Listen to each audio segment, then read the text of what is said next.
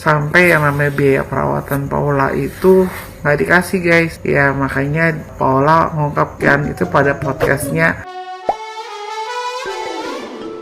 Hola netizen yang tercinta, Baim Wong akhirnya menjawab isu perceraian dengan Paula Verhoeven. Menjawab isu perceraian dengan Paula Verhoeven, Baim Wong mengaku tidak lagi serumah dengan sang istri. Seperti diketahui, rumah tangga Baim Wong dan Paula kini tengah diterpa gosip miring. Baim Wong dan Paula Verhoeven tiba-tiba diisukan cerai. Isu itu muncul setelah Baim dan Paula jarang tampil bersama. Keduanya juga tidak pernah membagikan foto mesra lagi di media sosial. Bukan itu saja, isu cerai itu juga diperkuat dengan pernyataan Nikita Mirzani. Nikita Mirzani menyebut bahwa Baim Wong akan segera menduda. Tidak membantah, Baim justru memberi jawaban mengejutkan. Kapan ofisialnya Baim? Udahlah jangan dilama-lamain. Segera. Lain ada kamera nggak boleh gitu. Tumben amat ya gak enakan sama orang.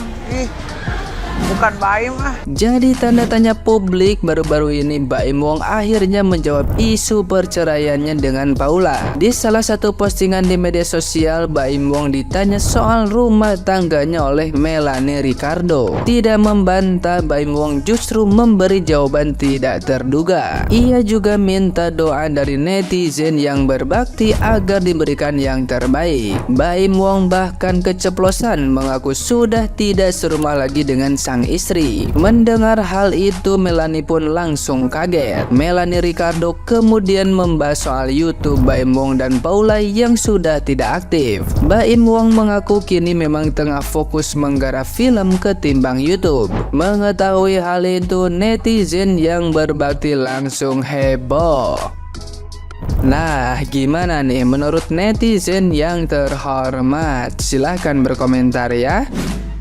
Rumah tangga Baim Wong dengan Paula Verhoeven itu sudah lama jadi bahan perhatian netizen ya. Ya bahkan beberapa acara pun udah menyorot hal itu. Apa yang terjadi dengan rumah tangga mereka? Ya itulah public figure ya, yang selalu diincar beritanya dari segi apapun ya, termasuk dengan Baim dan Paula ini ya.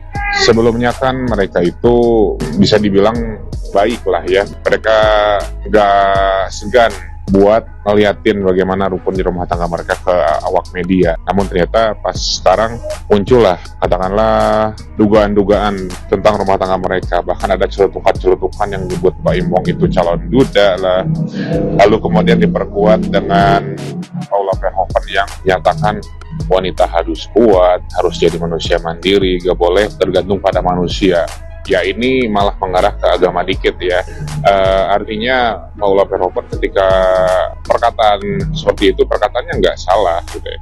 Namun dalam konteks berumah tangga ya, bukan berharap pada salah seorang atau berharap pada suami sepenuhnya, tapi di situ konteksnya adalah kewajiban ya. Bagaimana kewajiban dari suami itu adalah menafkahi istri dan anak, kan konteks seperti itu. Kalau masalah berharap jangan berharap pada manusia, tapi di situ adalah kewajiban yang si suami itu di kewajibannya dijalankan atau tidak. Nah itu yang harus jadi fokusnya gitu ya. Nggak bisa jadi misalkan jangan berharap kepada manusia termasuk pada suami, hingga akhirnya wanita pun harus cari uang sendiri sampai membantah suami. Nah itu malah jadi konteks yang salah. Jadi ada perkataan Paula Verhoeven gue yang menurut gue di sini adalah jadi akhirnya menjadi konteks yang salah gitu ya. Meskipun ngomongnya itu ya benar berdasarkan perkataan sahabat Nabi, bahkan agama mengajarkan jangan berharap pada manusia, tapi ini disangkut-pautkan dalam konteks yang salah. Ya sorry to say, gue pasti sangat menyoroti hal itu. Apakah ada permasalahan di rumah tangga mereka? Ya kalau di setiap masalah, setiap rumah tangga pasti ada masalah, tiap orang pasti ada masalah gitu aja. Namun apakah ini seberat itu hingga bisa dikategorikan untuk bisa malah ke perceraian? Ya kita nggak tahu juga gitu ya. Yang jelas media-media beritakan rumah tangganya Baim Wong dan Paula. Gua bilang sih udah, ya masalah rumah tangga mereka hanya mereka berdua yang tahu, biarkan mereka berdua menyelesaikan. Ya kita berharap jangan sampai terjadi suatu hal yang buruk, yaitu perceraian sih, gitu aja. Perceraian itu adalah hal yang buruk loh ya, ingat, bukan jalan terbaik gitu. Kalau ada yang bilang perceraian itu jalan terbaik, ya kenapa lu harus nikah kalau kayak waktu dulu gitu kan ya. Malahan sekarang kan banyak yang marry is scary ya. Ya gua bilang sih yang takut itu bukan kalau pernikahan itu takut, ya kehidupan juga takut. Bisa mati di mana aja, bisa kecelakaan di mana aja misalkan ya. Ya begitu juga kalau untuk pernikahan, ya bisa kecewa sama siapa aja, bisa bahagia sama siapa aja. Ya artinya kan itu sebetulnya hanya tahapan hidup aja, nggak perlu marry is scary juga gitu ya, kayak gitu. Ya untuk Baim dan Paula mudah-mudahan masalahnya selesai, mudah-mudahan kalau ada masalah cepat terselesaikan dan tidak berujung pada perceraian, dan mudah-mudahan pula bisa meredakan pemberitaan tentang rumah tangganya mereka, karena benar-benar gak enak itu suatu rumah tangga diberitakan sama orang lain gitu kan ya. Padahal mungkin mereka biasa-biasa aja, tetapi diramaikan oleh media-media juga, oleh netizen juga gitu kan. Itu kan gak baik, malah jadi suatu fitnah gitu ya. Baim akan cerai dengan Paula.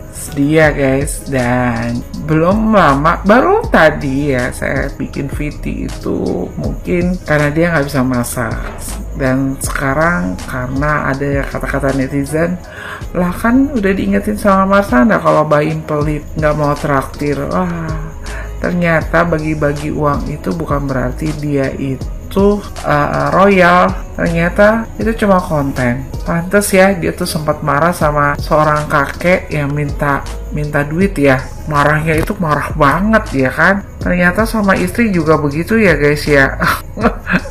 Biasanya kalau orang tuh kalau misalnya orangnya baik ya, waktu itu kan yang kakek-kakek itu kenapa sih dia nggak mau ngasih duit sama kakek itu, mungkin 1 juta 2 juta, tapi kayaknya kalau di konten tuh terlihat royal.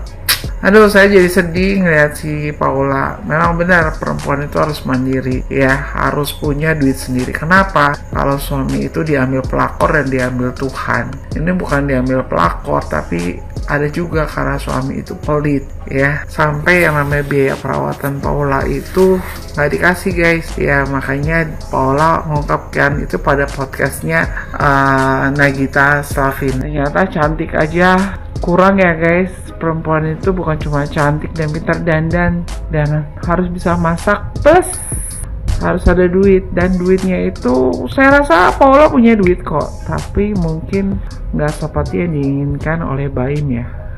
Ngeri ya guys. Ternyata ada netizen bilang, lah sekelas foto model aja disakitin apalagi gue.